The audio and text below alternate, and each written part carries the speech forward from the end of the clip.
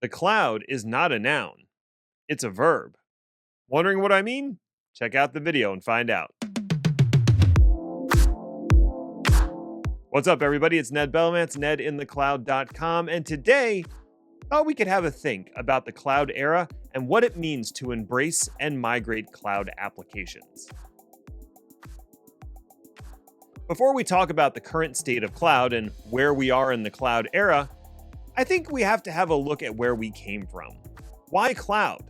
What does it mean to use the cloud? What were the early promises, and where are we today? I'll start with the core premise of public cloud. Cloud is the easy button for businesses. To illustrate what I mean by that, I'd like to use an analogy to food. Let's think about what's involved when you're cooking a meal at home. Now, you have to go to the grocery store and shop for the food. You need to stock your kitchen with the proper tools to make a meal. You need to find recipes or make up your own based on prior knowledge. Then you need to execute on preparing the food and cooking it.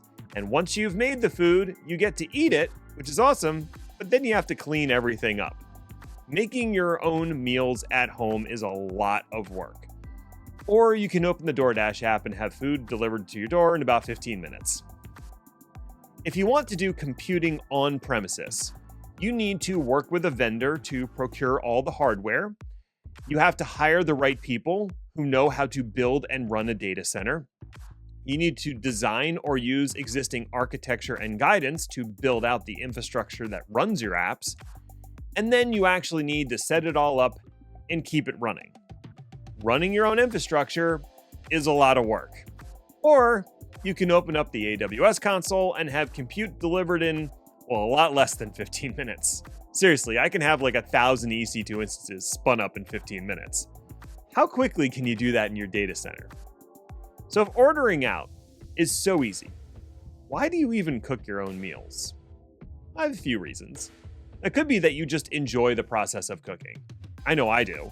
I like trying out new recipes, doing the preparation, and the satisfaction that comes from watching others enjoy something I made.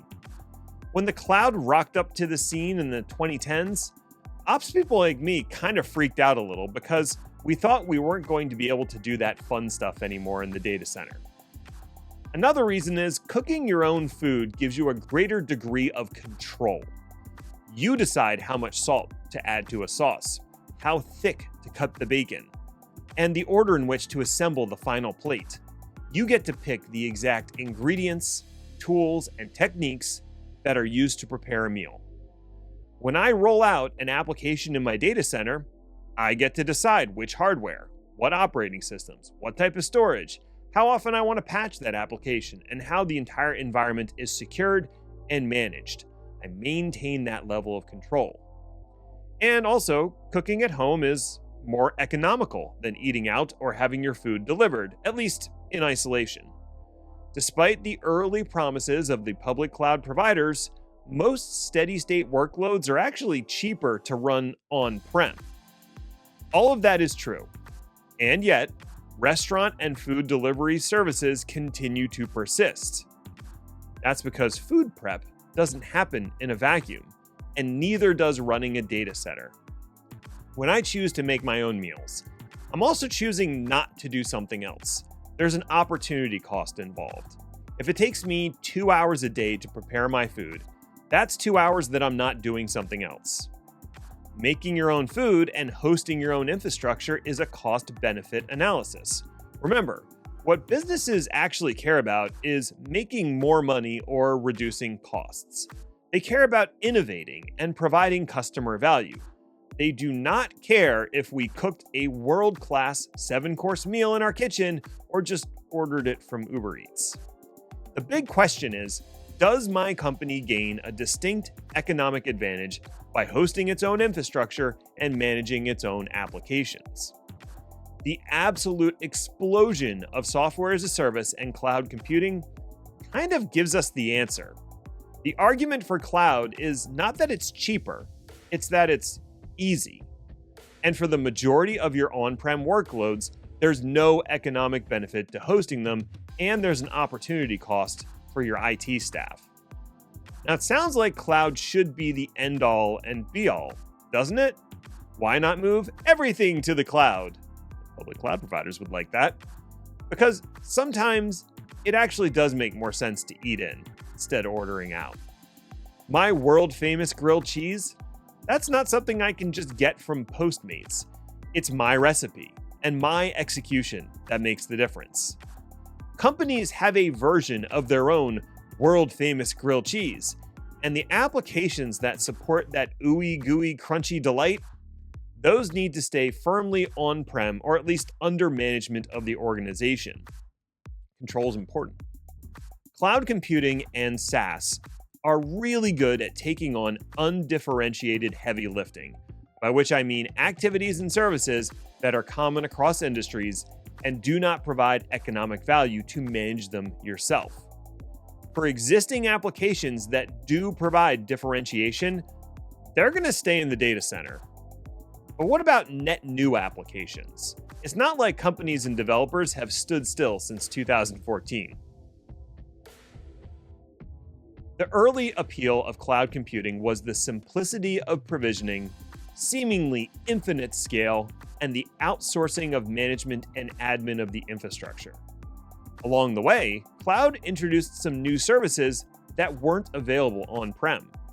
Functions as a service, AI and ML platform services, and even object-based storage. And we had the simultaneous development of container technology, which became the de facto way to deploy applications in the cloud. Developers took these new application development paradigms and ran with them. However, that meant that the cloud-native apps could no longer run in your on-prem data centers. You didn't have stuff like Lambda, S3, or EKS running locally. Applications that were born in the cloud, they could never come home again. The other big thing that cloud introduced was the idea of everything having an API endpoint. That was great for developers, but it was also great for operations teams. It was now possible to automate workflows with real programmatic access. You weren't doing weird terminal scraping or writing awful bash scripts or trying to automate a UI interaction. Instead, you could send requests to an API endpoint and know that you were getting back structured data as defined by the API docs, at least most of the time. So while cloud started as the easy button for app devs and non-IT folks, it has two important side effects. Number one, new cloud-native services that do not exist on-prem, at least not right now. Number two, consistent API endpoints for cloud services. Cloud-native apps allow developers to iterate and innovate faster, which is good for the business's bottom line.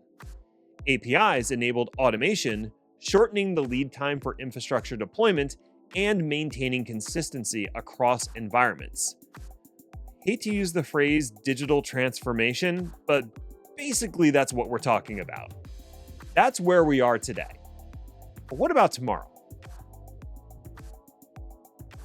What if it makes more economic sense to move cloud-native applications to another provider or down to the on-prem data center? Have we locked ourselves into a public cloud future from which there's no escape? Not at all. What it requires of the IT team is to roll out similar services to the on-prem data center. And that can take a variety of formats. I've seen them all. Some folks try to bake it all themselves with COTS hardware and open source software, to varying degrees of success. Other organizations have been using cloud-like solutions from a variety of traditional vendors. Think VMware, Red Hat, and HPE. They'll all gladly sell you an on-prem cloud solution.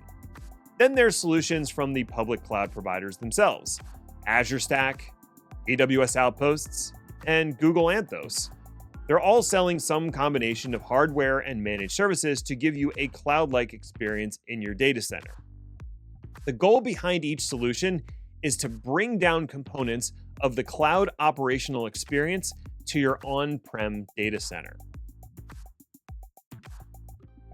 Ultimately, cloud isn't a place, it's a process. It's not a where, it's a how. Cloud is not a noun, it's a verb.